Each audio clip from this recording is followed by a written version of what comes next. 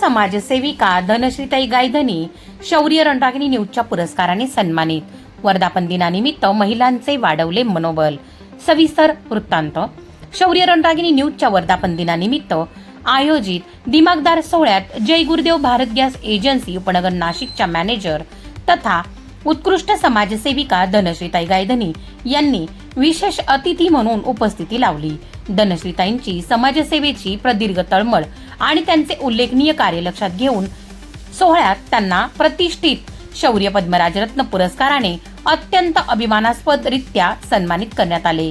या सोहळ्यात त्यांच्या हस्ते इतरही काही क्षेत्रातील गुणवंत मान्यवरांना पुरस्कार प्रदान करून गौरविण्यात आले।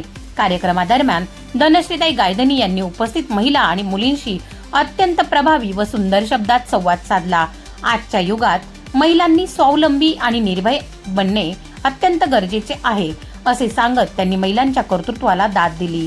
त्यांच्या या प्रेरणादायी भाषणामुळे उपस्थित सर्व महिला आणि मुलींचे मनोबल उंचावले असून या सोहळ्यात धनश्रीताईंचे मार्गदर्शन विशेष आकर्षणाचा केंद्रबिंदू ठरले।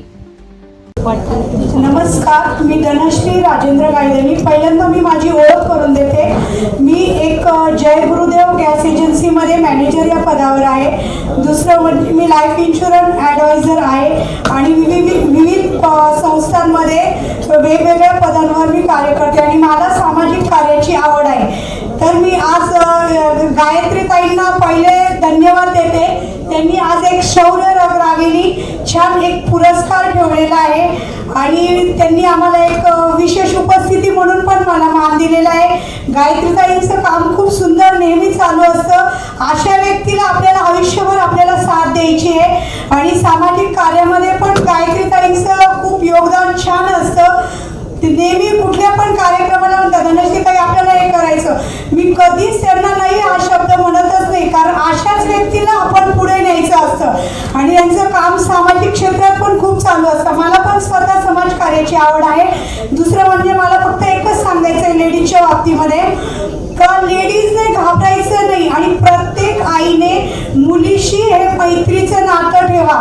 आज माझं रनिंग एज जरी माझं 50 इयर असलं तरी सुद्धा माझी मुलगी आज 28 वर्षाची, पण माझं आणि तिचं मैत्रीचं नातं कमीत कमी ती 3रीला असतानापासून मैत्रीचं नातं आहे।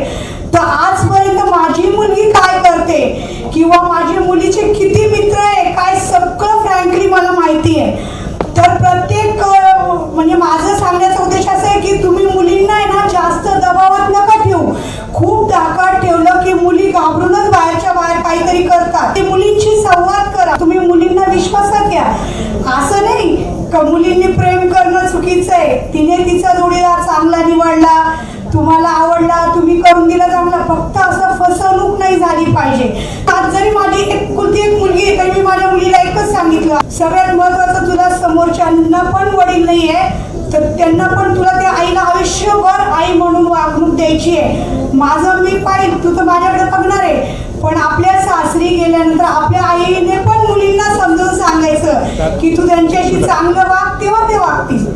आता थोडंफार किरकोळ घरोघर मातीच्या चुली असतात, पण शक्यतो माझं स्वतःचं वैयक्तिक मत आहे, एकदा मुलगी सासरी गेली ना की आईने पण खूप इंटरफेअर नाही करायचं। थोडंफार कसं आहे किरकोळ कारकोळ सोडून द्यायचं, आपण त्या जागी असं बघा ना की उद्या जर आपली मुलगी आहे ठीक आहे थोडा किरकोळ त्रास असतो, काही ठिकाणी निगेटिव्हिटी, कधी आपली मुलगी चांगली असते समोरचे असतात, पण असं नाही, थोडंसं समजावून घ्या आणि सासू सासऱ्यांना प्रेमाने हे करा। मी माझे स्वतःचे सासू सासरे 25-30 वर्ष माझ्याजवळ होते आणि त्यांना 2 मुलं होते, पण ज्या दिवशी म्हणजे मला खूप त्रास झाला, म्हणजे माझी स्टोरी अशी आहे की मी स्वतः 13 वर्षाची होती तेव्हा माझी आई वारलेली आहे। मला आयुष्यात कधीच कोणी साथ दिली नाही, मामा वगैरे होते पण शेवटी जे ते ज्याचे त्याचे संसार असतात। पण त्या 13 वर्षापासून मी 1 मॅन शो, त्याच्यानंतर मला स्थळ नाशिकचं चांगलं मिळालं, सगळं चांगलं, माझ्या आयुष्यात खूप स्ट्रगल मला झाले पण मी कधीही हार खाल्ली नाही। तर महत्वाचं म्हणजे काय आहे का लेडीजने हे डॅशिंग बनलं पाहिजे, घाबरायचं नाही। कोणी काय म्हणलं काय तुझं काय नाही बोलिते, घाबरलं की संपलं। मला एवढंच सांगायचं आहे म्हणजे मुलींनी फक्त सावधान राहा आणि मुलींच्या आईने मैत्रीचं नातं ठेवा, मुलींच्या भावना ओळखा आणि मुलांनाही चांगलं आणि मुलांनी पण आई वडिलांना सांभाळून घ्या। त्यात आता ताईंना मी शौर्य राऊत न्यूजच्या वर्धापन दिनानिमित्त खूप खूप शुभेच्छा देते.